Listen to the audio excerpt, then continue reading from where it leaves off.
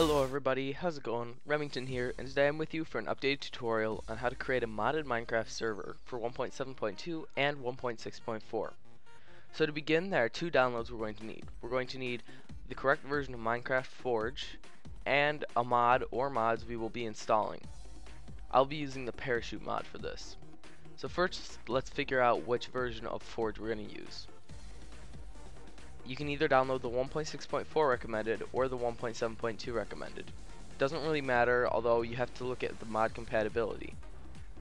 In this case, my mod will work for 1.7.2, so we'll go ahead and download the 1.7.2 recommended. For 1.6.4, if you do download 1.6.4, you're going to want to download the installer. If you download 1.7.2, you're going to want to download the installer-win, which means it's just Windows specified.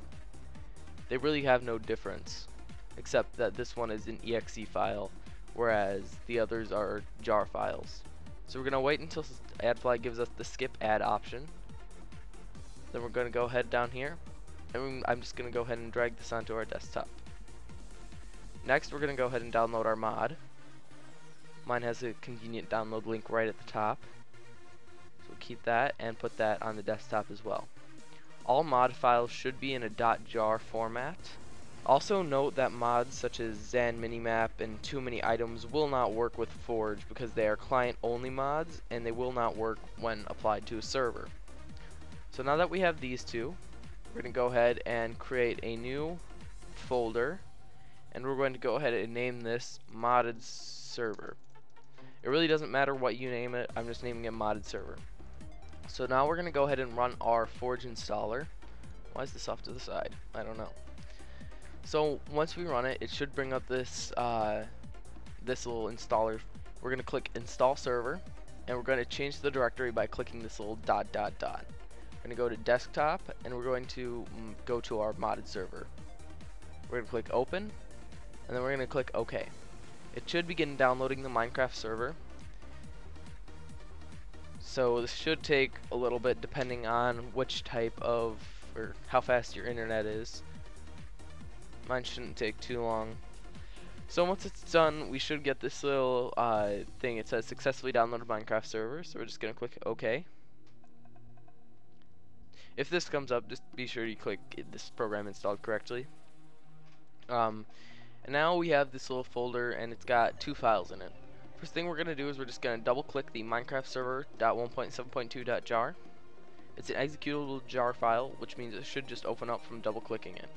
So now you can see it's preparing the spawn area. A bunch of files are being made in here, and it should be done. So once you get this little message that says done, just come down here into this little box and type stop. Now what we're going to do is we're going to do the same thing with the Forge 1.7.2. We're just going to double click it. It should run. So now we have even more files being created in here. And it should say, once it stops, it should say done over here. Be sure you scroll over. Then we're just going to type stop again. So what we're going to do is we're going to go ahead and create a new text document. Doesn't matter what its name is, we're just going to edit it. And then we should have this little line of text right here, this little line of code. It should be down in the description. So what we're going to do is we're going to place where it says Forge name here. We're going to come into this window.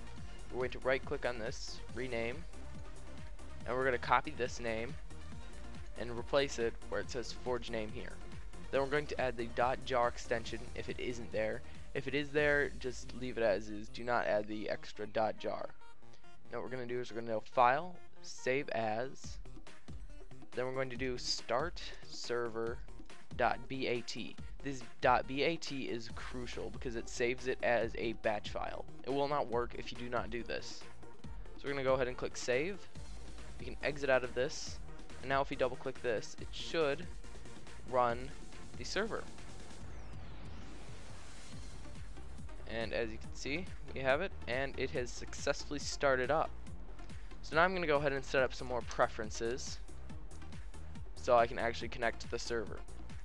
Note that if you do not have your server port forwarded, then you're going to have to just play on a local area network. I'm not going to go over port forwarding in this video, So I will put a link in the description that has a nice website that can guide you through port forwarding. It is a little complicated, but I figured it out when I was like 11, I think, so I'm sure you guys could figure it out as well.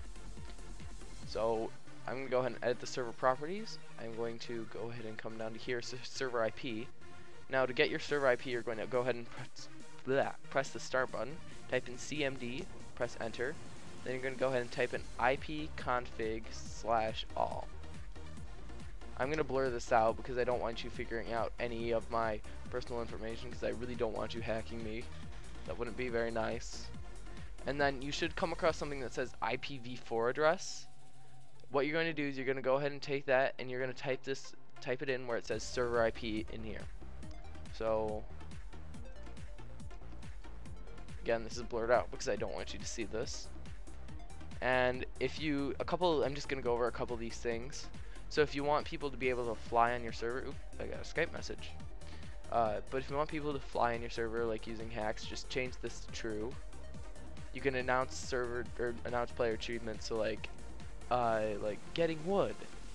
Like if you want that to be announced on the server, you can go ahead and do that. But I'm just gonna leave that as that for now. You can be sure to you have to change the server IP to that IP. Whitelist means you can only accept certain players. So if you want like only your friends to be able to get on your server and not a bunch of like people that are gonna be like, let's blow this crap up. Yeah, you're gonna want that enabled. Then also you're going to if you want mobs spawned, you have the spawn animals, spawn NPCs, and spawn monsters down here. You can change the max amount of players. I'm actually going to change this to 50. And then you can also change the MOTD, which is the little thing below the Minecraft server name. And we'll do running mods for kittens to eat yarn. Yeah, that makes complete sense. So now what we're just going to do is we're going to go ahead and save this. I'm using Notepad++ to edit this. Oops, you want to get rid of that. And so now when we start my server, should go ahead and start here. I'm going to go ahead and open up Minecraft. Note that you will have to have the mod installed on your client as well. I'm using Forge 1.7.2, so it should be compatible with my server.